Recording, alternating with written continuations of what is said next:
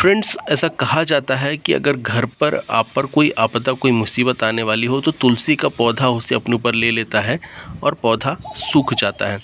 वैसे तुलसी के पौधे की उम्र करीब 5 साल के आसपास होती है और अगर आपके घर में तुलसी का पौधा सूख गया है तो भले ही किसी भी रीज़न से सूखा हो, तो उसका विसर्जन किस तरीके से करना है और नया पौधा किस तरीके से लगाना है, पॉटिंग मिक्स कैसे तैयार करना है, सभी कुछ आज टॉपिक में आपके साथ में शेयर करने वाला हूं।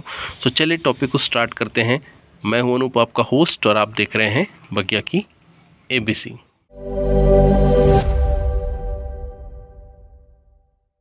फ्रेंड्स, तुलसी का पौधा निकालने के पहले, चेंज करने के पहले ये कंफर्म करना ज़रूरी है कि प्लांट जो है ये पूरे तरीके से सूख चुका है। इसके लिए जो ये सॉइल होता है इसके ठीक ऊपर स्टेम पे, यहाँ पे आखिरी में आपको खुरच के देख लेना है। अगर यहाँ पे ग्रीन कलर दिख रहा है तो इसका मतलब है कि प्लांट आपका रिकवर हो सकता है, तो आपको रिकवरी का प्रोसेस ट्राई करना चाहिए। और यहाँ पे इस तरीके से वुड कलर दिख रहा है खुरचने के बाद में, तो प्लांट आपका सूख चुका है, तो आपको इसे चेंज कर देना चाहिए। दूसरा, वास्तु के कुछ नियम हैं प्लांट से रिलेटेड, वो मैं आपको बता देता हूँ। प्लांट को आपको निकालने के बाद में तुलसी के पॉट पे, जिस पे प्लांट लगा हुआ था, इस पे तुलसी का पौधा ही लगाना चाहिए, दूसरा कोई पौधा नहीं लगाना चाहिए, ये वास्तु कहता है। दूसरी बात, इस पौधे को चेंज करने के लिए गुरुवार का दिन सबसे उत्तम होता है, तो आप गुरुवार के दिन ही तुलसी के पौधे को निकाल करके दूसरा पौधा लगाएं। और तीसरी बात है कि तुलसी के पौधे को लगाते समय आपको साफ़ सुथरा नहा के फिर इसके बाद में प्रोसेस ट्राई करना है। और जब तक आप इस प्लांट को चेंज नहीं कर दे रहे हैं तब तक आप इसी जो प्लांट है लगा हुआ इसी पॉट पे इसकी पूजा आप कर सकते हैं।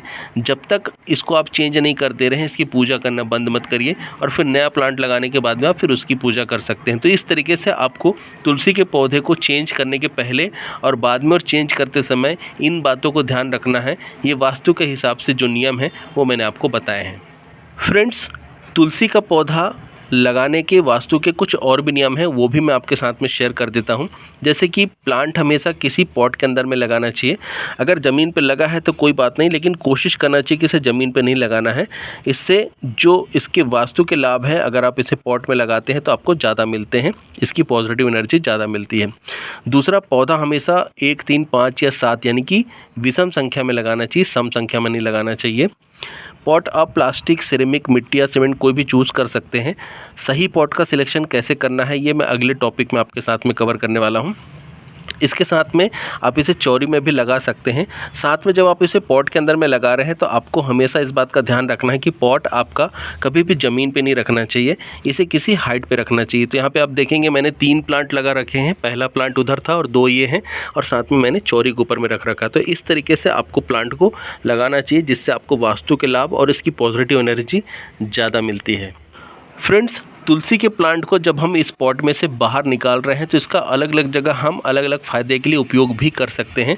आप इसे चाहें तो सीधे तोड़ करके इसी पॉट के अंदर में सबसे नीचे बिछा करके फिर इसके बाद में सॉइल डाल के नया पौधा लगा सकते हैं, या फिर आप चाहें इसे नदी में विसर्जित भी कर सकते हैं। लेकिन अगर आपको इसका सही तरीके से उपयोग करना है तो आप इसकी तुलसी की माला भी बना सकते हैं, या ये जो पतली पतली लकड़ियां हैं इससे दीपक भी जला सकते हैं।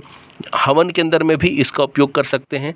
साथ में इसको जो है मोटी लकड़ियों को तोड़ करके नहाने के पानी में डाल करके नहा करके पॉजिटिव एनर्जी अपने ऊपर में बढ़ा सकते हैं, आपको वास्तु के लाभ भी मिलेंगे।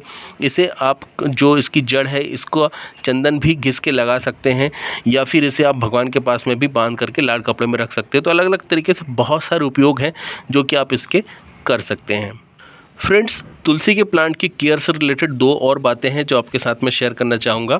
सबसे पहला है कि तुलसी के प्लांट को आपको नॉर्मल सीजन में जब मौसम सही रहता है तो आपको 1 दिन छोड़ के कम से कम पानी देना चाहिए। अगर इसकी मिट्टी गीली है तो इसमें पानी नहीं देना चाहिए, इससे तुलसी का पौधा जल्दी ख़राब होता है।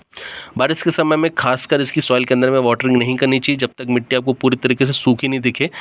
बारिश के समय में या जब भी मिट्टी इसकी गीली हो तो इसके ऊपर में आपको जल डालते समय यहाँ पे जल नहीं देना चाहिए, आप साइड में दे सकते हैं। इससे फ़ायदा ये होगा आपका प्लांट सेफ रहेगा और आपको लाभ उतना ही मिलने वाला है। तो ये दोनों बातें हैं, ध्यान रखनी है।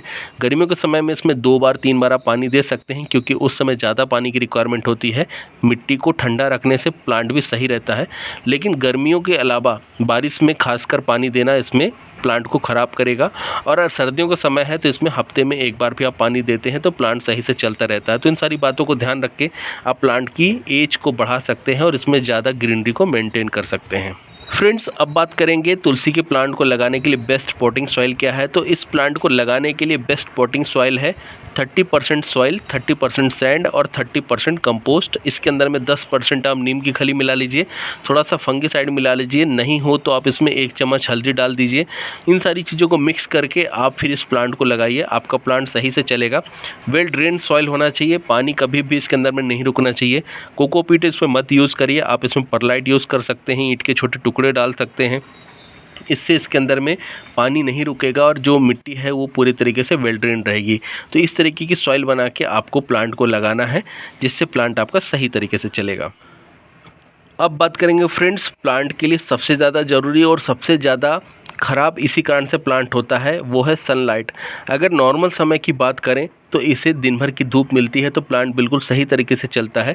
लेकिन गर्मियों के समय में, खासकर जब बहुत ज़्यादा गर्मियों का समय होता है, तो आपको प्लांट को सुबह 10 बजे के बाद की धूप से बचाना चाहिए, जब खड़ी धूप पड़ती है। तो इसे दिन की धूप हमेशा चाहिए अगर नॉर्मल टाइम की बात करें। लेकिन जब गर्मियों का समय हो तो आप इसे ब्राइट लाइट में रखें और सुबह की 1 से 2 घंटे की धूप ऐसी दें जिसमें प्लांट सही से चल सके। इससे मिट्टी बहुत ज़्यादा नम मेंटेन करने की ज़रूरत नहीं पड़ती है और प्लांट भी सही तरीके से चलता है। तो इसका सनलाइट का रिक्वायरमेंट ही प्लांट की ग्रोथ को बढ़ाता है। इसमें प्रूनिंग आप जितनी ज़्यादा करते हैं उतना अच्छा आपका प्लांट चलता है। तो आपको इसकी समय समय पे प्रूनिंग भी करते रहना है। इससे प्लांट में आपको नए फुटाव देखने को मिलते हैं, प्लांट घना भी ज़्यादा हो जाता है। फ्रेंड्स, आज का ये टॉपिक इन्फॉर्मेटिव बनाने की मैंने कोशिश करी है, जिसके अंदर मैं आपको सारी इन्फॉर्मेशन दे सकूं, इस हिसाब से मैंने इसे तैयार किया है। आज मैं आपको टॉपिक के अंदर में प्लांट को रिपोर्ट करते हुए नहीं दिखा रहा हूं, क्योंकि आज गणेश चतुर्थी मंगलवार का दिन है। इसको रिपोर्ट करने के लिए, नया प्लांट लगाने के लिए जो सबसे सही और उत्तम दिन होता है वो गुरुवार का दिन होता है। उस दिन अगर आप करते हैं तो सकारात्मक ऊर्जा का ज़्यादा संचार होता है, साथ में भगवान विष्णु की कृपा भी होती है। तो इसलिए मैं इसे गुरुवार के दिन मेरे नेक्स्ट टॉपिक के अंदर मैं आपके साथ में रिपोर्टिंग और साथ में पॉट को जो है सिलेक्शन, उस दिन मेरा जो टॉपिक रहेगा वो पॉट का सिलेक्शन कौन सा करना चाहिए, आपकी लोकेशन के हिसाब से, आपके वेदर के हिसाब से कौन सा होना चाहिए, उसमें मैं शेयर करने वाला हूं। सो उसी दिन मैं इसका जो है रिपोर्टिंग भी आपके साथ में करके दिखा दूंगा लाइव, और इसके साथ में इसका पॉटिंग मिक्स भी आपको मैं दिखा दूंगा। तो आज जो है आपके साथ में मैंने केवल इसका इन्फॉर्मेशन शेयर किया है कि प्लांट की केयर किस तरीके से करनी है, और अगर सूख जाता है प्लांट तो क्या चीज़ें जो हैं हमें ध्यान रखनी होती हैं। तो टॉपिक आज का कैसा लगा मुझे आप कमेंट करके ज़रूर बताइएगा। मिलते हैं नेक्स्ट टॉपिक में। टिल देन के लिए friends, bye bye, thank you, happy gardening.